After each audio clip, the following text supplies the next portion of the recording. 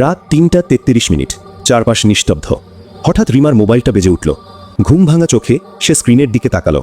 কলার আইডিতে যে নামটা উঠেছে সেটা দেখে তার বুকের ভেতর কেঁপে উঠল। নামটা ছিল রিমা। নিজের নাম্বার থেকেই কল আসছে। সে বিড়বিড় করে বলল, আমি নিজেই তো বিছানায়, তাহলে কল দিচ্ছে কে? ভয় পেয়ে কলটা কেটে দিল। ঠিক 1 মিনিট পর আবার মোবাইল বেজে উঠল।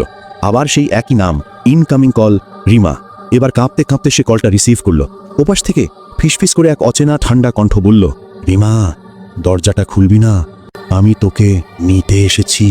লাইন কেটে গেল। রিমা আতঙ্কে লাফ দিয়ে উঠে বসল। ঘরের দরজা ভেতর থেকে লক করা, জানালা বন্ধ। সে এই ফ্ল্যাটে একাই থাকে। ঠিক তখনই দরজার ওপাশ থেকে ধীরে ধীরে ঠোকার শব্দ, টক টক। সঙ্গে সঙ্গে মোবাইলে একটি মেসেজ এলো।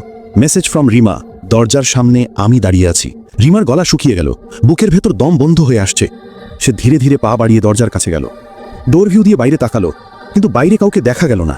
ঠিক তখনই দরজার নিচ দিয়ে ধীরে ধীরে কালচে পানি ঢুকতে শুরু করলো। সেই পানির ভেতর থেকে ভেসে এলো চুল, আঙুল, চোখ, যেন কেউ গলে গলে ঘরের ভেতর ঢুকে পড়ছে।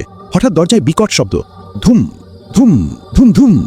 দরজার ওপাশ থেকে আবার সেই ভয়ঙ্কর কণ্ঠ, তুই দরজা খুললে আমি তোকে ছাড়বো, না খুললেও আমি তোকে ছাড়বো না। ভয়ে রিমা পিছিয়ে যেতে যেতে বাথরুমে ঢুকে দরজা লাগিয়ে দিল। ঠিক তখনই মোবাইলটা আবার বেজে উঠল। Incoming call, Rima. হাত কাঁপতে কাঁপতে সে কলটা ধরল।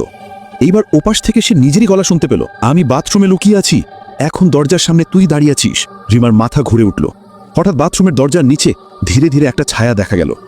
ভেজা আঙুল দিয়ে কেউ দরজার উপর লিখছে।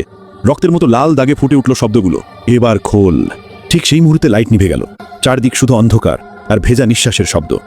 শেষ যে কথাটা রিমা শুনতে পেয়েছিল সেটা তার নিজেরই কণ্ঠ, ধন্যবাদ জায়গাটা দিয়ে দেবার জন্য।